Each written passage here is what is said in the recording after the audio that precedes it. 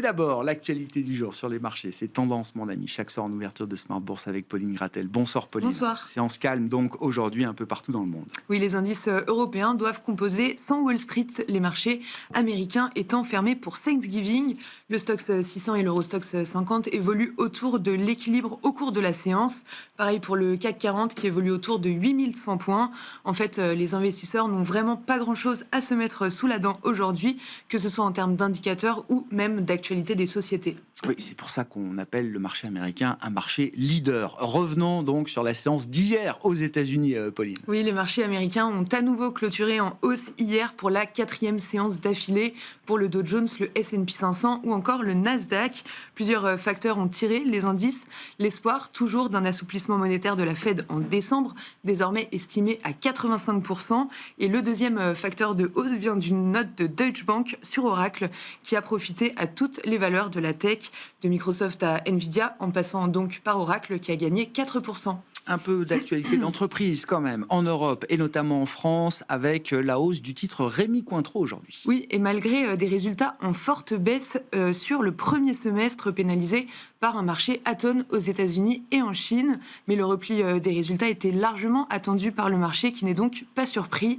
Rémy Cointreau se dit confiant pour le second semestre et pense même renouer avec la croissance. Le titre est en hausse de 5% et dans son sillage, Pernod Ricard est en tête du CAC 40 en hausse de 2%. Hors CAC 40, et si on regarde l'indice SBF 120 ou encore le SRD, la vedette du jour, c'est Trigano. Oui, le roi des camping-cars, Trigano s'envole en effet de plus de 10% après sa publication annuelle.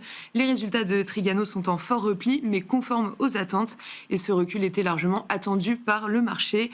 L'année 2025 a été perturbée par des effets de déstockage, mais Trigano attend renouer avec la croissance l'année prochaine, tout en restant attentif à la conjoncture et compte adapter ses capacités de production ainsi que ses niveaux de coûts. Et puis au sein de l'indice large européen Stoxx 600, c'est Puma qui caracole en tête aujourd'hui. Oui, c'est effectivement la hausse du jour en Europe puisque le titre bondit de 15% après avoir tout de même perdu plus de 50% depuis le 1er janvier. Selon des informations de Bloomberg, le fabricant chinois de vêtements de sport Anta Sport, coté à Hong Kong, étudie une offre d'achat de la marque allemande.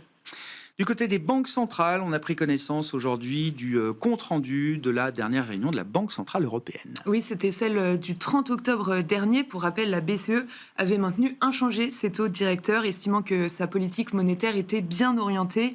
L'inflation est dans la cible et l'économie est résiliente. Peu de chances que la BCE baisse encore ses taux cette année et les investisseurs estiment à une chance sur 3 la probabilité d'une nouvelle baisse en 2026. Et puis les investisseurs ont pu lire également les anecdotes des Fed régionales américaines avec la publication hier soir du Beige Book. Oui, le livre beige de la Réserve fédérale indique une activité économique globalement stable ces dernières semaines. La consommation a toutefois continué de diminuer, mis à part chez les ménages les plus aisés qui ont continué, eux, de consommer. L'emploi a légèrement reculé sur la période également.